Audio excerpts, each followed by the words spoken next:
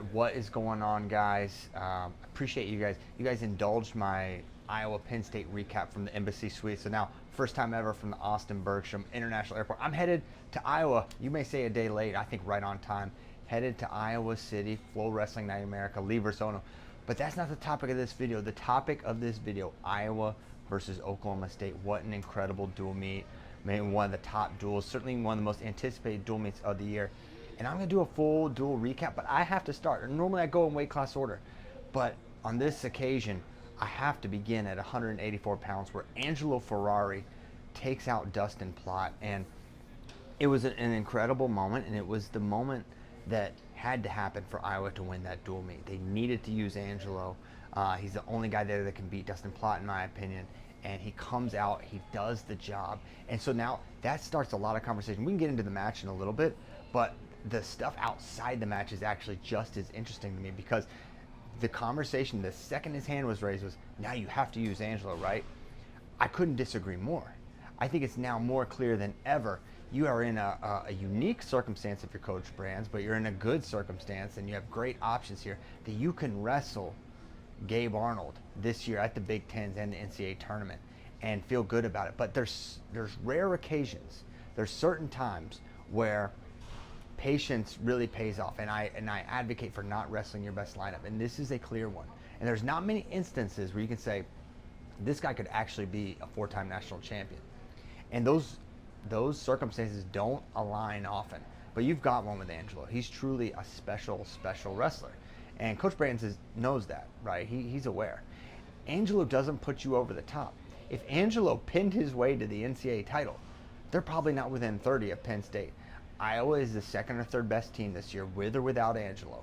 He doesn't change them that much, because they don't go from, Angelo's production to zero. They go from Angelo's to Gabe. Are we talking about a 5-10 point difference? Probably. Yeah.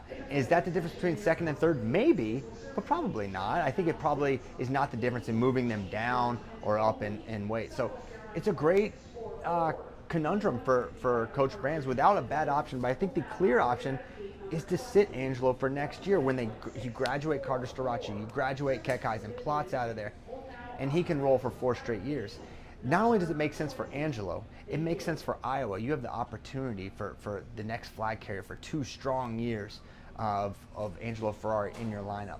You have lineup synergy down the line. You're going to align Angelo Ferrari for 4 years with Bo Bassett for 3 years. So you'll have 3 years of overlap of Bassett and Angelo. That is just a good thing for your wrestling team. That is good for your fan base. That's good for the Iowa Hawkeyes. And let's get to the second topic. It's good for Gabe Arnold. Gabe redshirted last year. So if he doesn't go this year is effectively wasted. For eligibility-wise, it's out the door. So you can use him, and then next year you can solve the problem. Who goes where? Someone goes down, someone goes up. These problems can be solved. But you can use Angelo. There's good synergy there. I think Coach Brands has done a good job using this. And there's talk about give this guy a feel, give Gabe a feel for Carter, give Gabe a feel for Dustin Plott. No, man, it's that may be a thing, but the opportunity to win that dual meet for Iowa, that matters. And Coach Brands is telling you how much winning dual meets matters. And so anytime he's not putting his best lineup out there, it's for good reason, because this is these top programs, Penn State, Iowa, Oklahoma State, they really want to win these dual meets. And Coach Brands using Angelo, it simply means that he wanted to win the duel, right? And they went for it and they won it. And now, so Angelo's not going to wrestle this year. Coach Brands was not clear on that, but he was clear at Penn State that Gabe's going to go, but they wanted to use Angelo's dates. He's done exactly that.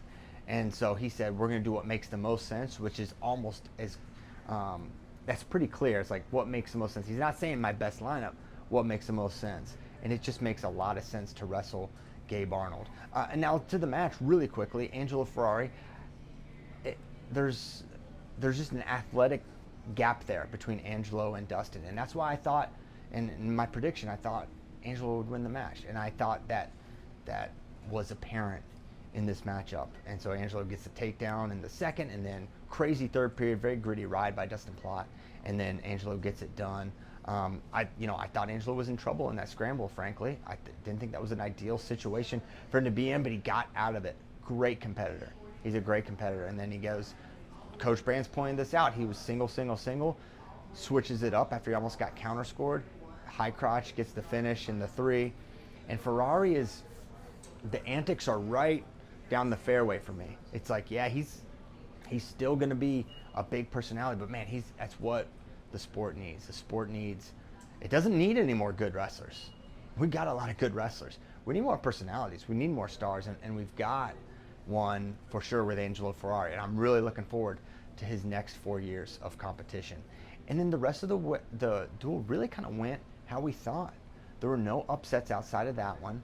I always thought it was a 5-5 if Gabe was wrestling, with the bonus edge for Oklahoma State. That played out. Oklahoma State did have the bonus advantage. Troy Spratley, big bonus point. Wyatt Hendrickson got 5, almost 6. He looks unbelievable. I mean, really great performance from Stephen Buchanan, getting a dominant win over Luke Sorber, who's really, really hard to score on.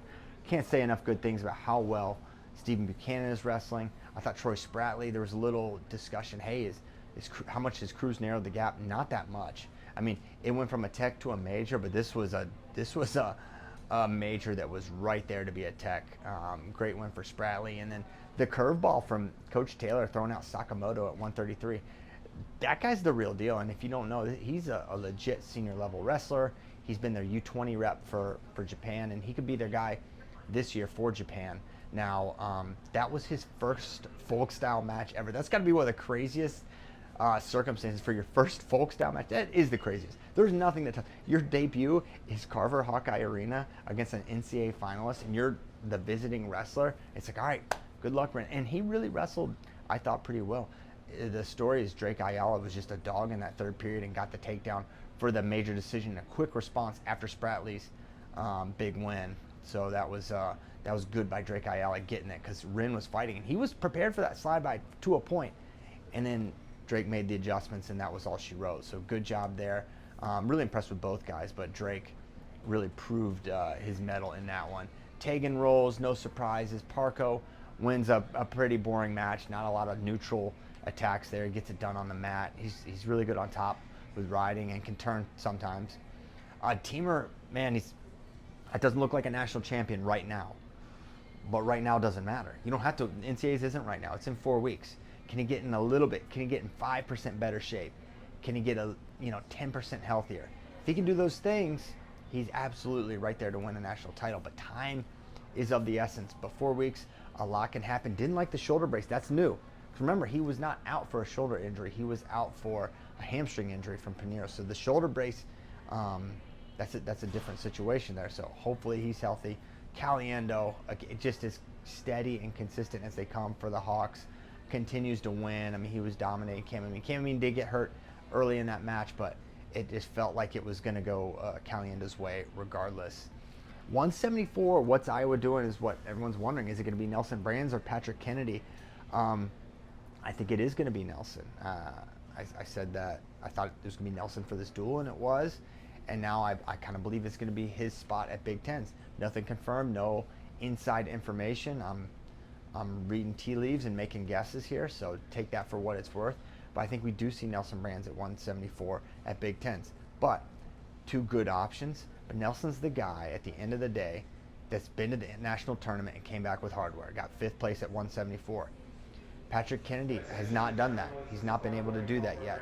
Is that the deciding factor for Coach Brands? I don't know that. I don't know. Maybe there's a wrestle-off. Maybe there's other factors going on. But I think it just on a base level, that's, if you look at who's been most productive at the big tournament, it's been Nelson, not Patrick Kennedy. So that's my read on that situation. Already talked 184. Wyatt Hendrickson, 197. We talked Buchanan already. Amazing duel. And you know what? This was the story of this season. There's Penn State. They're a separate story. They're a tier above everything in the sport right now. But then there's another level where it felt like Oklahoma State was really the story for much of the year, and for good reason. Coach Taylor's done an amazing job. They've been dominant in dual meets. They were undefeated going into this duel. They won Cliff Keen in a way I hadn't seen done. 10 placers, 9 in the top 3. That's crazy at the toughest tournament of the season. So that's a real statement for Oklahoma State. And now this felt like this was Iowa's moment, and this was an important Iowa moment. And if you think that it's just about, getting the team win, and that's the cool thing, it's a bigger message. It's important for Tom Brands and company to beat Oklahoma State. They are in recruiting battles with these guys. That is those two are incredible rivals, not just on the mat, off the mat. They're competing for the same kids. They're competing for everything. So it's a big win for Iowa, and what a treat for that Carver Hawkeye crowd. Amazing event. So thankful for how many great wrestling memories we've been given this year. It's been an awesome regular season. Now it's postseason time. Now I'm going to fly to Iowa for Spencer Lee versus Masanosuke Ono. That's the match of matches. Cannot wait for that. That's going down Wednesday, 7 o'clock Central, 8 Eastern. That's when the main card starts. I'll be on the call with Shane Sparks. What a treat that's going to be. I'm really looking forward to that. So many amazing matches there. Thank you guys for listening to this. I tried to find a quiet corner to do this where I wasn't going to disturb other people with my wrestling jargon, but and hopefully the announcements were too loud on this video. But appreciate you guys listening as always. Let me know your thoughts on Iowa, Oklahoma State, Ono, Spencer Lee. And yeah, be on the lookout for more Spencer Lee, Masanosuke Ono content. It's coming. The boys are on the ground with all the athletes, so it should be some good stuff on Flow. Thanks, guys.